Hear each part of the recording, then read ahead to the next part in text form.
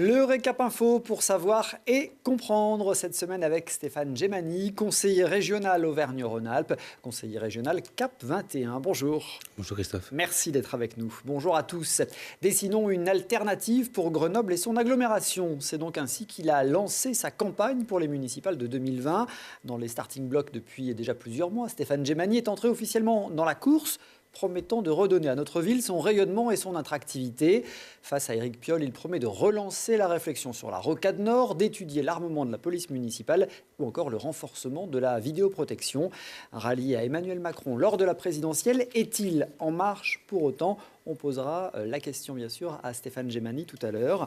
Résolument opposé au président de notre région, Laurent Wauquiez, on parlera également du conseil régional. Mais avant de retrouver Stéphane Gemani, je vais vous lire un droit de réponse demandé par l'ancien maire de Mélan, Damien Guiguet, contre l'actuel maire de Mélan, son successeur, Jean-Philippe Blanc, qui était sur ce plateau la semaine dernière. S'agissant du permis de construire accordé à la fraternité Saint-Pidis, M. Blanc a affirmé que le dossier était instruit et complet lors de sa prise de fonction le 22 octobre dernier, insinuant par là que je serais responsable de cette décision, dit Damien Guiguet. Il n'en est rien. En effet, si le permis de construire initial a bien été déposé le 13 avril 2017, il a fait l'objet, à la demande du service instructeur, de demandes de dépôt de pièces complémentaires à plusieurs reprises par le pétitionnaire, le 6 juin 2017 et le 13 juin 2017. Ces pièces ont été modifiées les 3 août, 28 septembre, 26 octobre et 11 décembre 2017. Ce dossier n'était donc administrativement complet que le 11 décembre 2017, soit bien après la prise de fonction de M. Blanc. Il est aussi à noter que la signature par le premier adjoint est intervenue dès le lendemain du dépôt de l'ensemble des pièces, avec une diligence tout à fait remarquable. Je tenais à signaler le caractère factuellement faux de cette réponse sur une question qui préoccupe à juste titre bien des Mélanais, ce d'autant plus que M. Blanc essaie de m'imputer une responsabilité qui est la sienne. Droit de réponse signé donc Damien Guiguet. Voilà pour ce droit de réponse de l'ancien maire de Mélan. Retour à Grenoble avec Stéphane Gemani. On va bien sûr commencer par les municipales à Grenoble, puisque ce vendredi, vous avez officiellement présenté votre mouvement pour les municipales Grenoble 2020. L'objectif, c'est clairement de prendre l'hôtel de ville lors des prochaines échéances ? Non, je crois que c'est un peu prématuré de dire ça comme ça. Ma responsabilité en tant qu'élu, en tant qu'acteur de la cité, en tant que citoyen grenoblois, c'est de préparer les conditions.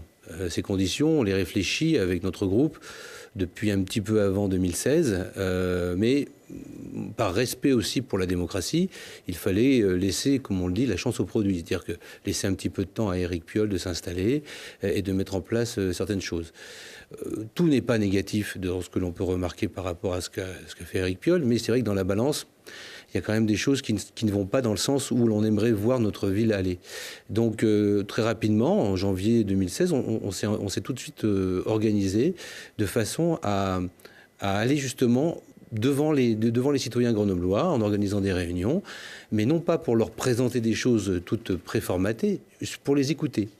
Au nombre de 8 réunions qui couvraient tout le territoire grenoblois, nous avons fait ces réunions et nous avons récolté énormément de doléances, énormément de remarques, de très bonnes idées que nous avons compilées et nous avons fait d'autres réunions pour venir leur proposer. Donc si vous voulez, nous avons fait une co-construction progressive qui nous amène aujourd'hui à enclencher le 2e étage. Alors, on va y revenir largement, mais pour ceux qui ne vous connaîtraient pas, on va faire un petit CV rapide.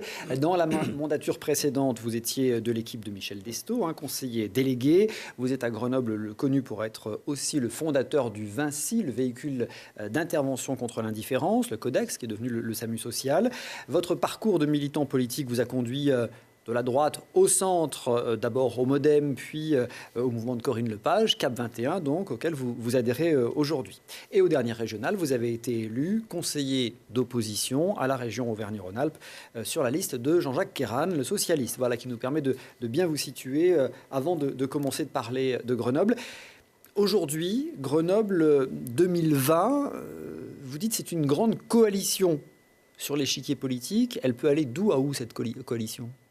C'est surtout la volonté des personnes qui la composent. C'est pas forcément uniquement les partis politiques, même si dans une grande ville comme Grenoble, la politique politicienne a tout son poids.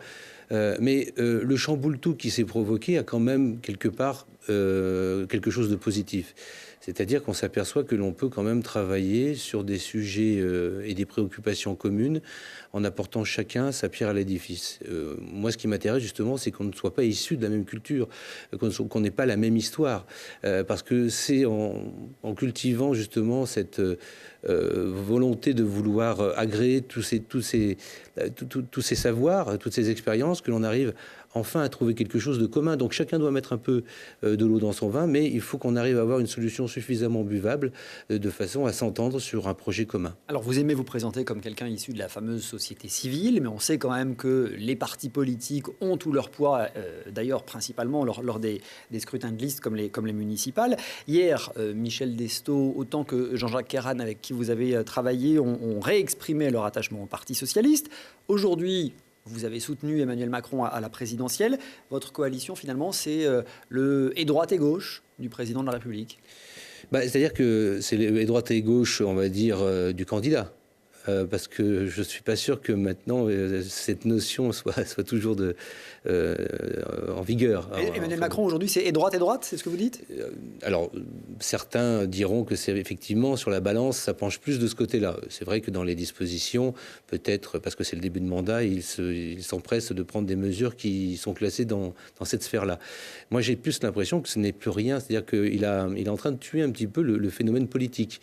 C'est-à-dire que quand on le voit dans le gouvernement, on a beaucoup de technos, mais on n'a pas forcément de personnalité politique. On a Le Drian, on a Collomb, mais quand même en filigrane, la personne qui ressort vraiment de ce gouvernement, en tout et pour tout, c'est Emmanuel Macron.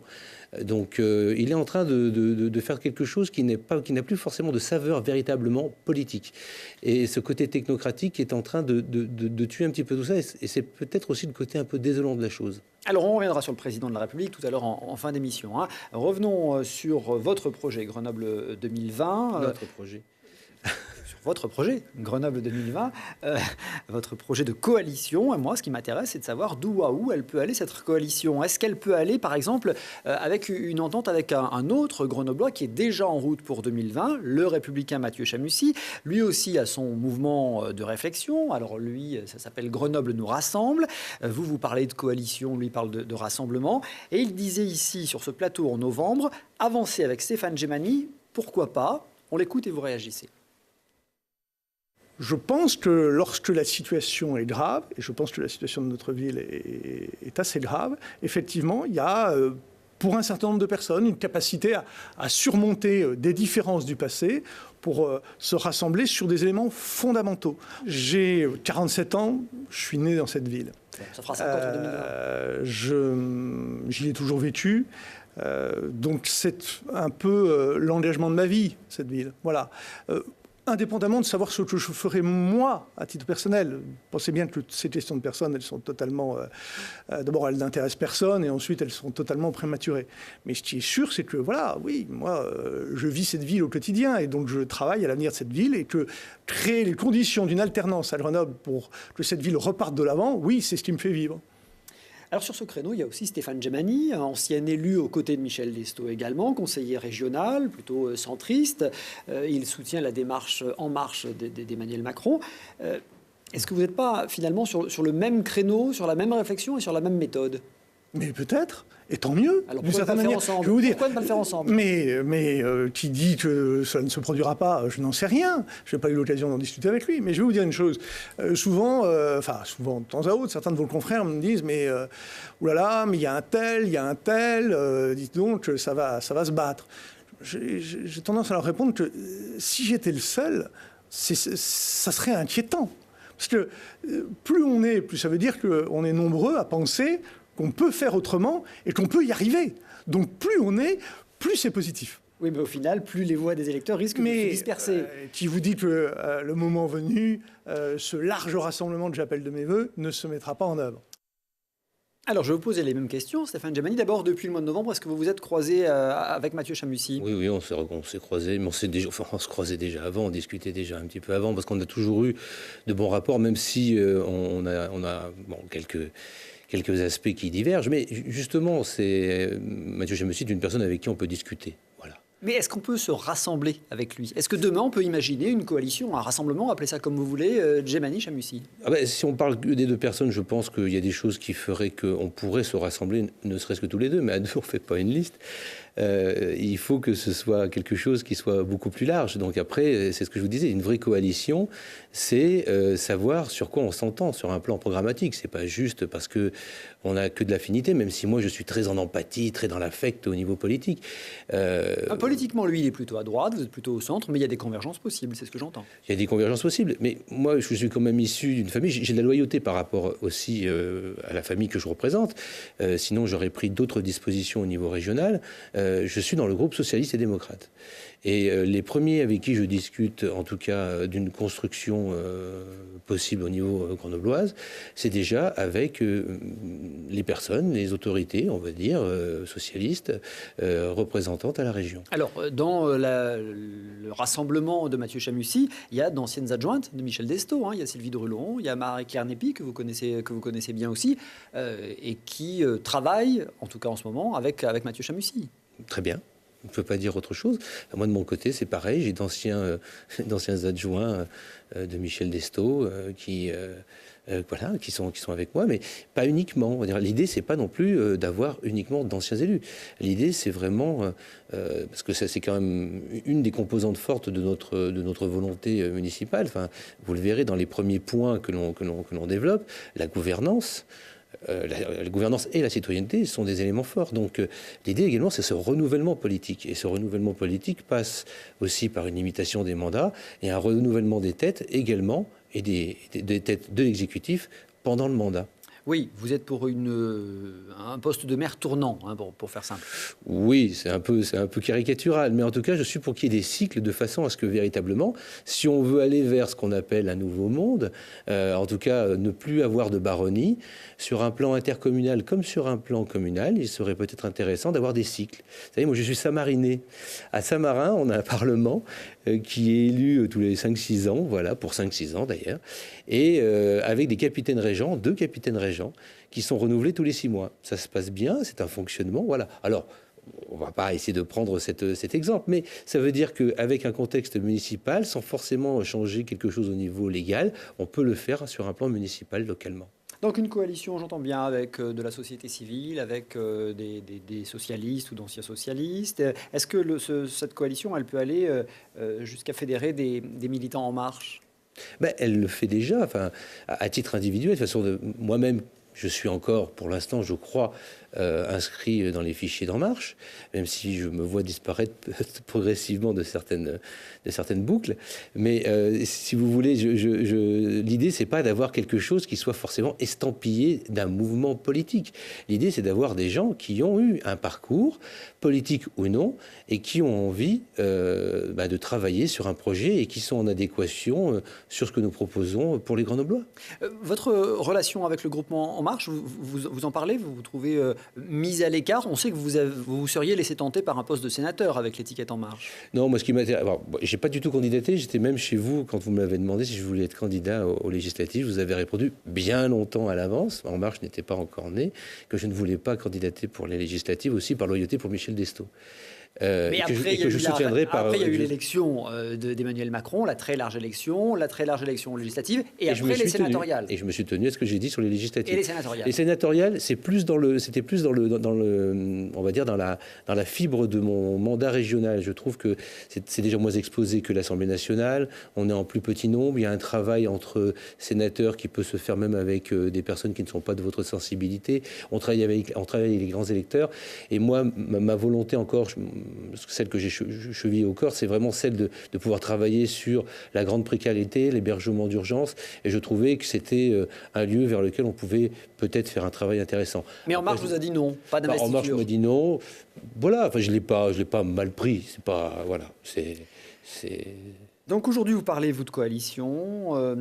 Mathieu Chamussi parle de rassemblement. On voit bien que si rassemblement ou coalition il n'y a pas, ce sera l'émiettement de l'électorat et c'est une possible réélection d'Éric Piolle.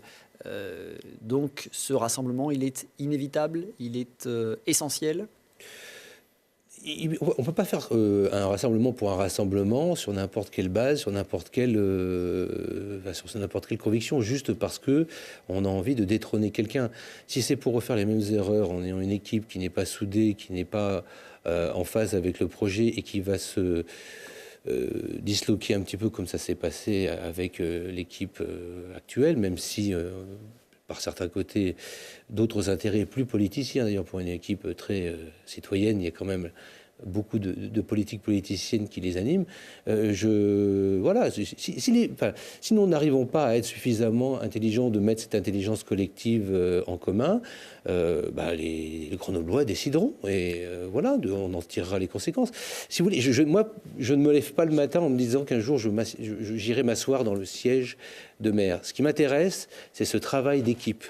Et si on n'a pas une équipe soudée, c'est juste encore une fois pour valider une forme de monarchie républicaine qui installe un veau d'or à la tête d'une collectivité, ça ne m'intéresse pas. Oui, sauf que les choses sont faites de telle façon qu'une liste, il doit y avoir une tête de liste. Mais ça peut se travailler aussi pendant la campagne. Est-ce que, quand même, une question un peu naïve, peut-être évidente, est-ce qu'au final, vous pourriez vous laisser tenter par une coalition qui irait jusqu'aux proches d'Éric Piolle, aux écologistes ? Il y a des gens avec qui on s'entend, oui, tout à fait. Il y a des gens avec qui on s'entend, qui expriment de désagréments, mais c'est un travail qui, dans les 2 ans qui arrivent, c'est pour ça que nous avons travaillé beaucoup en amont. Justement, je vous dis ça parce que dans les premiers documents que vous avez publiés, il n'y a pas de critique frontale vis-à-vis d'Éric Piolle. Et on se dit, finalement, est-ce que Stéphane Gemani ne fait pas acte de candidature pour rejoindre demain une liste conduite par Piolle ? Parce que je n'ai pas envie d'avoir une critique pour avoir une critique. C'est-à-dire que l'idée, c'est suffisamment compliqué de gérer une commune. Éric Piolle a pris des décisions qui ne me plaisent pas personnellement et qui ne plaisent pas en grande partie à l'équipe, mais il y a des choses qui peuvent être intéressantes. Par exemple écoutez, quand vous supprimez de façon idéologique les rapports public-privé purement et simplement parce que c'est du dogmatisme plus que du pragmatisme, ça déjà c'est quelque chose qui est complètement aberrant à l'heure où les collectivités cherchent des recettes supplémentaires et que nous avons des entreprises qui seraient susceptibles d'investir dans notre commune. Tout ce qui est apporté par le privé est toujours moins d'impôts à collecter ou alors à répartir de façon différente. Et donc ça déjà c'est un point sur lequel il y a une grande divergence. On citera d'autres exemples. Moi, je voudrais m'arrêter du coup sur le fond de vos premières propositions. Il y en a 100 pour l'instant qui ont été listées dans vos réunions de travail. Je les ai classées en 3 grandes familles. D'abord, beaucoup d'évidences avec lesquelles on peut être que d'accord. Protection de l'enfance et de la famille, égalité homme-femme, adapter le quotidien au handicap, renforcer le lien social par la culture, réduire et mieux recycler les déchets. Qui peut être contre ces idées-là ? Personne. Mais si vous voulez, quand on a... là, c'est un document. Et c'est un document qui, malheureusement, comme tout document, est restreint. Donc, il a fallu faire une écriture un peu épurée. Mais ça ne fâchera personne, du coup. Bien sûr que ça ne fâchera personne. Mais l'idée, c'est surtout d'aller sur le terrain, en discuter et agréger. C'est-à-dire que derrière, par exemple, la petite enfance, j'en parlerai moins bien que la personne qui est concernée, notamment, qui pilote ce projet, qui est Marie Belakowski, qui travaille sur quelque chose qui est très innovant. Mais ça s'explique. Ça se travaille et ça ne doit pas se travailler uniquement dans un cercle restreint. Il faut travailler avec les acteurs de la petite enfance, il faut travailler avec les parents. Voilà. Donc, si vous voulez, effectivement, ce sont les évidences. Mais derrière ces évidences, il y a aussi un travail qui est fait. Voilà. Après, la rédaction, ce que l'on peut vous communiquer, c'est autre chose. Bon, on attendra encore un tout petit peu pour avoir des précisions. Deuxième grande famille sur vos propositions, je l'ai appelée la famille « On continue comme avant ». Continuer à intégrer une alimentation saine dans les cantines, continuer à relever le défi énergétique, continuer à placer le logement au cœur du projet urbain, continuer à mieux écouter les personnes en difficulté. Bon, finalement, on continue, quoi. C'est-à-dire que tout n'est pas non plus acheté au panier. Donc, il y a des bonnes choses qui se mettent en place. Là, la dernière chose qui se fait, notamment, qui est sur le diesel au sein de la ville, je trouve qu'il y a des pistes intéressantes qui vont assez bien dans la logique gouvernementale, d'ailleurs, et même par rapport aux constructeurs qui sont en train d'abandonner la recherche sur le diesel pour aller vers plus d'électricité, d'hybride, etc. Donc, voilà, tout n'est pas à jeter. Voilà, il faut être tempéré. Il ne faut pas se laisser déborder par une volonté de vouloir absolument critiquer en tout et pour tout ce qui se fait parce que on est quelque part un peu considéré comme de l'opposition et qu'en face il y a une majorité. Non. Il y a des choses intéressantes, essayons de voir en commun et essayons de voir ce que l'on peut compléter ensemble.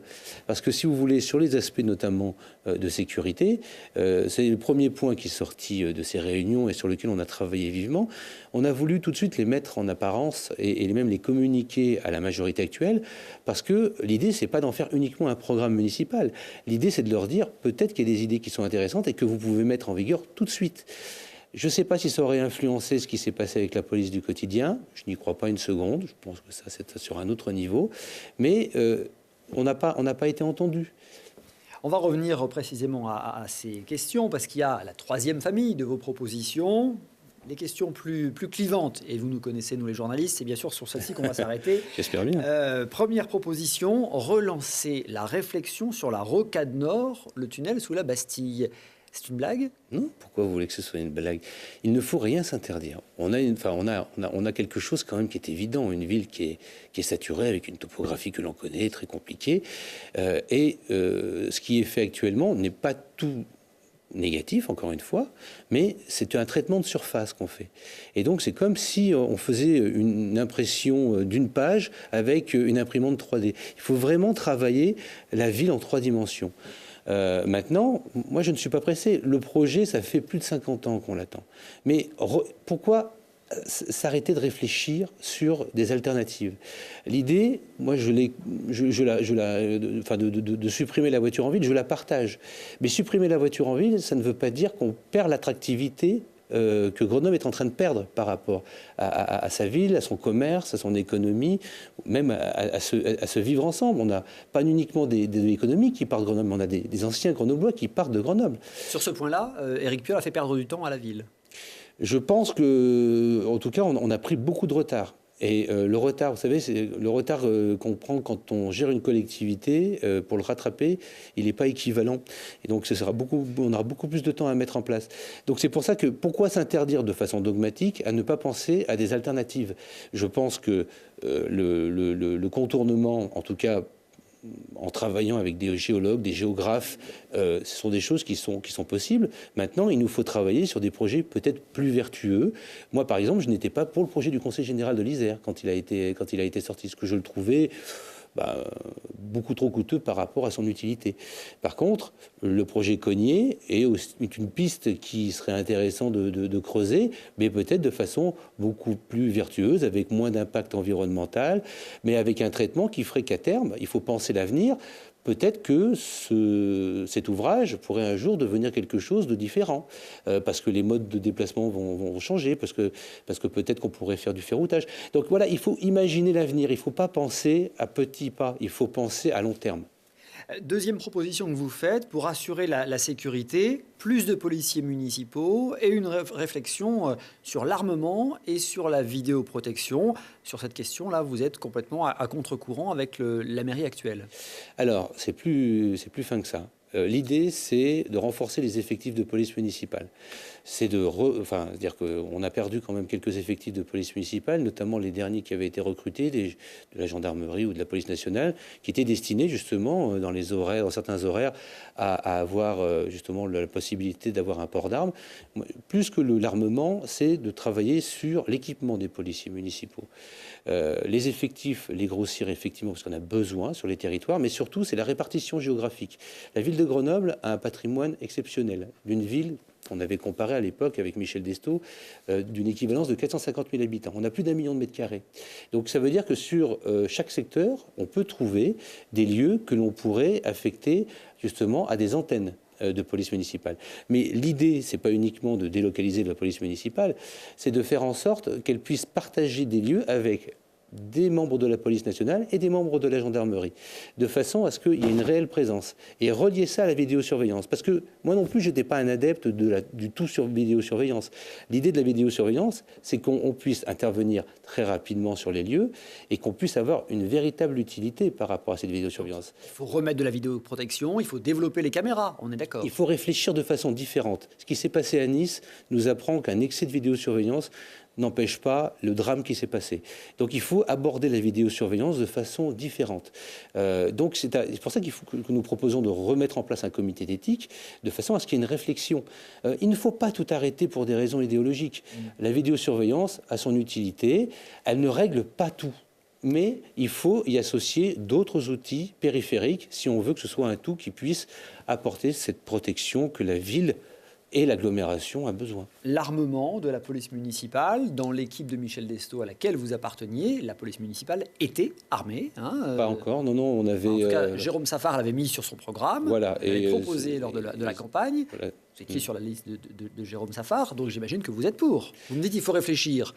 Réfléchir, c'est bien. Le maire qu'on attend à Grenoble pour demain, il faut qu'il agisse. En tout cas, comme tout a été arrêté, il faut reprendre la réflexion, parce qu'on peut pas...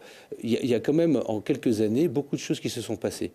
Donc je pense qu'il faut retrouver cette réflexion. Et le fait de dire que si on avait des secteurs avec des antennes de secteurs de police partagées, comme je vous ai évoqué, peut-être que l'armement de la police municipale n'aurait pas lieu d'être, puisqu'on aurait avec nous des policiers nationaux et des gendarmes qui seraient déjà, eux, affectés à avoir des armes. Donc peut-être que c'est à travailler. C'est une expérimentation qu'il faudrait essayer de négocier avec le ministère de l'Intérieur. Grenoble, vous le disiez, a loupé la fameuse police de sécurité du quotidien. Le préfet et le ministère de l'Intérieur reconnaissent que le rejet de la vidéoprotection par l'équipe d'Éric Piolle a été pris en compte dans la réflexion et dans les critères de choix. Pour vous, sur cette question-là, Éric Piolle a fait une faute ? Je suis dubitatif là-dessus, parce que j'ai plus l'impression qu'il y a un effet un peu politique. Enfin, je veux dire, soit... On regarde ce qui se passe sur le territoire en faisant fi de certains aspects qui sont plus en termes de gestion ou d'idéologie politique, et donc on apporte des moyens, c'est le rôle du ministère, pas à mon avis. Soit, voilà, il y a d'autres aspects, mais je ne crois pas. Je ne suis pas persuadé. Surtout que dans la balance, il y avait quand même d'autres villes comme Saint-Martin-d'Hères et Échirolles qui, elles, alors dans leur ADN politique, n'ont pas du tout cette volonté, et qui pourtant, pour Échirolles, a développé et la vidéoprotection et la police municipale et son armement. Et au niveau de Saint-Martin-d'Hères, qui, elle, refusait toute vidéosurveillance, a commencé à entamer une vraie réflexion sur la vidéosurveillance et même une implantation de vidéosurveillance. Donc, voilà, moi, je ne suis pas persuadé que ce ne soit que sur des aspects voilà, purement et simplement techniques. Je pense qu'il y a un petit peu de politique derrière. Ouais. Vous pensez que peut-être que les députés En Marche du secteur n'ont pas pesé suffisamment peut-être à dessein, c'est ce que vous On va dire plutôt que je regrette qu'il n'ait pas pesé suffisamment à dessein, et j'espère que ce n'est que ça. Voilà. Parmi vos propositions, réflexion, alors on réfléchit beaucoup dans vos propositions, on propose de réfléchir, mais enfin, vous voulez réfléchir sur les salles de shoot. Ah non, ne me dites pas les salles de shoot, ça m'énerve. Je le savais, c'est pour ça que je l'ai fait. Ouais, et ça, la consommation à moindre risque. Voilà, c'est différent. Ça c'est quelque chose qui est dans le plan santé. On les a caricaturé quelque part, parce qu'à Paris, c'est vrai qu'il y avait deux problématiques essentielles qui étaient la problématique de l'héroïne et l'inhalation, cocaïne. Voilà. Mais l'idée d'accompagner peut-être à un moment donné la légalisation du cannabis fait qu'il nous faut avoir des dispositifs sur les territoires qui permettent de façon sanitaire à traiter également les personnes qui ont la volonté de se sortir de leurs addictions. Et pour moi, les salles à consommation à moindre risque ne traitent pas uniquement et ne sont pas stéréotypées aux salles de joute. Elles doivent traiter les problématiques d'addiction en général, voire même d'alcool. Parce que l'alcool est un fléau, la toxicomanie médicamenteuse est un fléau, et le cannabis est une problématique à gérer. Donc voilà, l'idée c'est d'avoir des lieux sanitaires qui accompagneraient quelque part des expérimentations que je ne vois pas uniquement localisées d'ailleurs à une collectivité comme une ville, plus à une région peut-être, mais pas à une ville, pour pouvoir travailler sur et la légalisation et le fait de vouloir avoir des gens qui progressivement se sortent d'une addiction un peu importante liée à leur consommation. Allez, on avance rapidement parce qu'il y a beaucoup de propositions, une centaine. Juste un mot quand même sur la dépénalisation du cannabis. Alors le ministère... Oui, sur la légalisation du cannabis. Le ministère l'a écarté. Éric Piolle est favorable à un grand débat sans tabou sur cette question. Bon, c'est une façon assez polie de dire qu'il serait plutôt en faveur de cette mesure. Vous en pensez quoi? Il faut légaliser? Écoutez, je n'étais pas un fervent défenseur de la légalisation à l'époque parce que, justement, dans mon travail de SAMU social, j'ai vu beaucoup de personnes affectées par des consommations massives de cannabis. Maintenant, voilà, il y a un rapport au marché, il y a d'autres enjeux qui fait que, pour l'instant, on est en échec. Hein. On a quand même une prohibition de plus de 30 ans ou même au-delà sur ces produits-là. On n'arrive pas à enrayer le problème. Donc peut-être qu'il faut essayer autre chose. Et la légalisation accompagnée, il ne faut pas légaliser juste pour légaliser. Il y a tout un tas d'autres choses à mettre en place, comme, mais ça je sais que les services de police sont déjà très au fait des nouveaux produits qui pourraient être émergents, etc.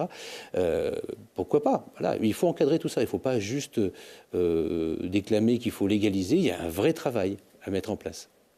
Parmi les propositions qui vont aussi à contresens avec la politique qui est actuellement menée à Grenoble, de nouveaux parkings pour les voitures dans le centre-ville. Oui.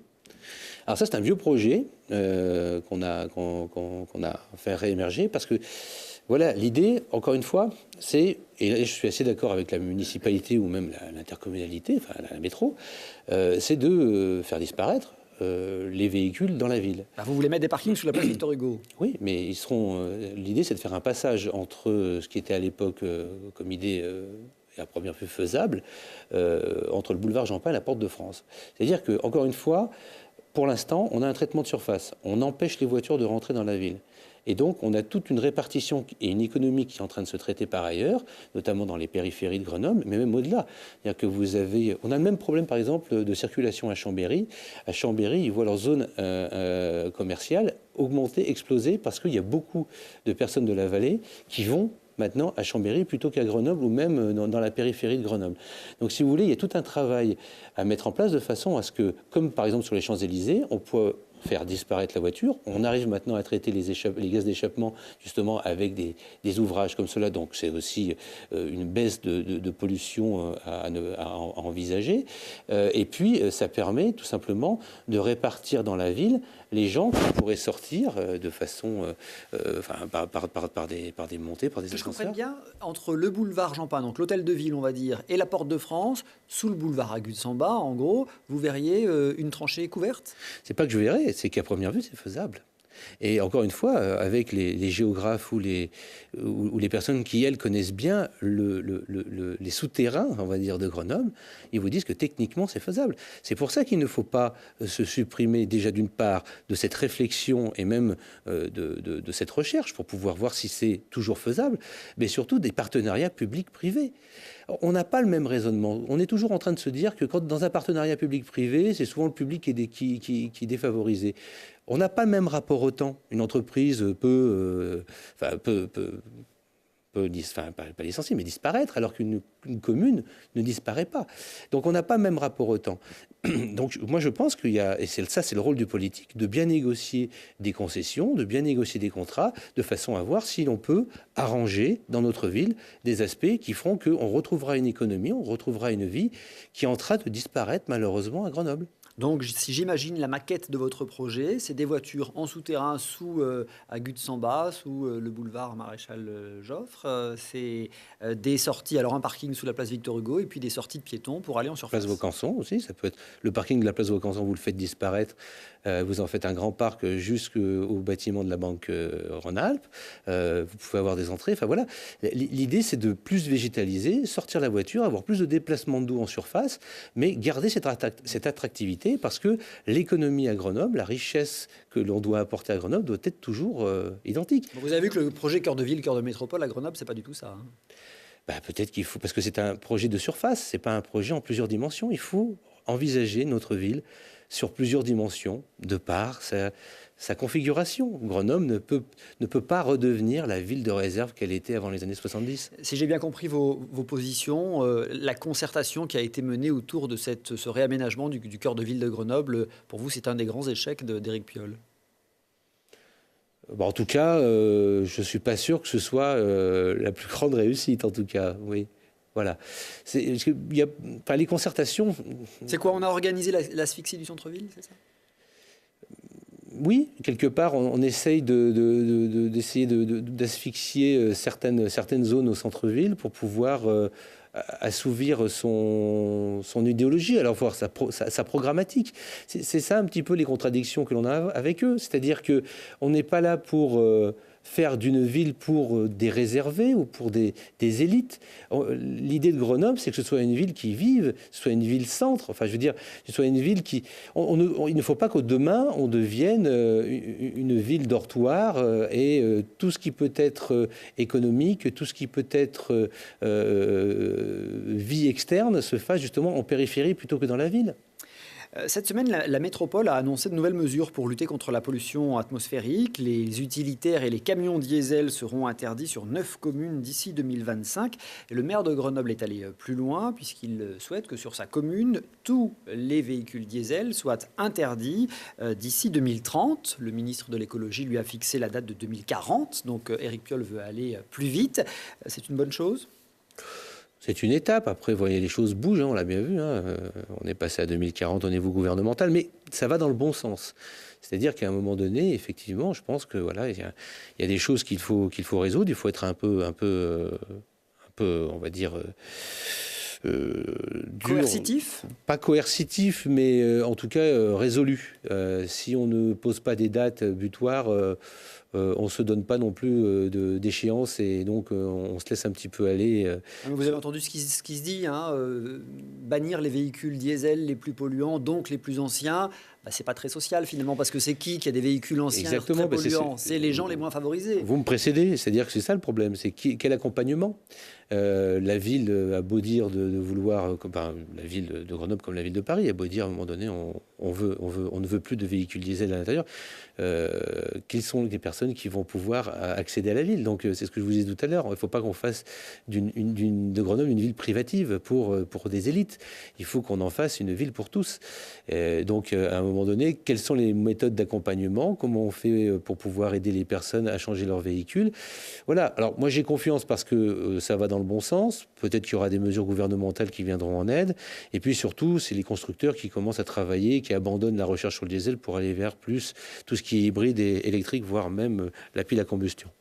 Stéphane Gemman, il nous reste 4 minutes. Je ne peux pas ne pas vous interroger cette semaine sur le plan grand froid. La préfecture a mobilisé un dispositif historique, selon son propre terme, pour mettre à l'abri les plus démunis ces derniers jours. Dans notre département, ce sont près de 600 places d'urgence supplémentaires qui ont été mobilisées. Je sais que cette réponse à la situation des sans-abri, elle vous a régulièrement fait hurler, vous, le fondateur du Vinci Codex. Vous dénoncez cette solidarité saisonnière. Oui, parce que c'est toujours au moment des plus grands froids qu'on se sensibilise. Alors, ce qui est intéressant dans les plans qui sont mis en place, mais cela fait des années que ça dure. C'est-à-dire que chaque année, on a de plus en plus de places qui s'ouvrent. On a aussi de plus en plus de places pérennes qui s'ouvrent. Mais entre les chiffres qui sont énoncés et la réalité de terrain, il y a un monde. C'est-à-dire que nous, tous les soirs, les équipes de maraude n'arrivent pas à héberger des gens parce qu'il n'y a pas de lieu où on peut véritablement loger les gens en urgence, mis à part l'hiver, où on ouvre des gymnases, où il y a 400 places de plus, etc. Donc là, il y a vraiment une refonte de tout ça à mettre en place. C'est-à-dire qu'il faut que l'État décentralise un petit peu cette vocation régalienne aux collectivités tout en continuant à les aider. Moi, je suis toujours parti sur cette notion d'hébergement diffus, pérenne à l'année. Ça, c'est indispensable. Et puis, il faut, au niveau des intercommunalités comme de la métro, qu'on puisse créer un CIAS, un centre intercommunal d'action sociale, qui prenne en charge cette notion d'hébergement d'urgence pour que chacun mette sa pierre à l'édifice et accueille à son niveau, à son échelle. Un mot de la région, vous êtes conseiller régional dans l'opposition à Laurent Wauquiez, le président de la région, qui est allé visiter cette semaine le salon de l'agriculture, vous l'avez vu. C'est pas les grands amours avec Laurent Wauquiez. C'est pas question d'être amoureux ou quoi que ce soit. Nous n'avons pas des rapports comme ça avec Laurent Wauquiez. Mais non, c'est factuel. Moi, je ne suis pas du tout d'accord sur ce qu'il fait de la région. Enfin, il a dégradé l'image de la région à un point. Enfin, toutes ces polémiques sur les crèches, sur la volonté de ne pas accueillir les migrants, sur la clause Molière, etc. Au tourisme en montagne, un plan de soutien au nano. Les canons à neige, oui, bien sûr. Enfin, voilà. Il y a la sécurisation dans les transports SNCF. Oui, alors ça, écoutez, je ne sais pas si on a encore beaucoup de temps, on aurait pu en discuter, mais il y a beaucoup de communication qui se fait et très peu de faits. Et c'est un pour lui, c'est sa possibilité de se donner une image un petit peu rurale, de façon à mettre un peu de côté son image, de promo de l'ENA, de major même, de promo, etc. De quelqu'un. Est-ce que c'est pas un procès d'intention que vous lui faites là? Mais pas du tout. C'est une réalité. Il grossit lui-même le trait. Il est un peu dans cette notion que disait Chirac à l'époque. Plus c'est gros, plus ça passe. Bon, maintenant, ça prend d'autres échos parce qu'à l'époque de Chirac, il n'y avait pas les réseaux sociaux. Mais voilà, il sait en jouer. Il a une stratégie qui, à mon avis, n'est pas si mauvaise que ça. C'est quoi sa stratégie? C'est de siroter la substantifique moelle du Front National jusqu'au bout, parce que là, il y a quand même une désertion qui lui profite beaucoup, et de ramifier à lui sa droite la plus dure. Je crois que, quelque part, tout ce qui est arrivé jusqu'à présent lui sert de ce côté-là. Et vous savez ce que c'est, vous qui êtes homme de médias, à un moment donné, voilà, il n'y a plus que l'écume. Et qu'est-ce qu'on va faire de cette écume? Comment on va pouvoir la traiter? Je ne sais pas, mais je pense que pour l'instant, en tout cas, certaines choses, malheureusement, jouent pour lui. On va revenir sur Laurent Wauquiez, sur vos rapports avec lui dans le supplément, le bonus du Récap Info. Stéphane Gemani, merci d'avoir été notre invité. Merci à vous. Rendez-vous tout de suite pour le bonus sur Internet, télégrenoble.net. Merci à tous de votre fidélité. Rendez-vous aussi la semaine prochaine.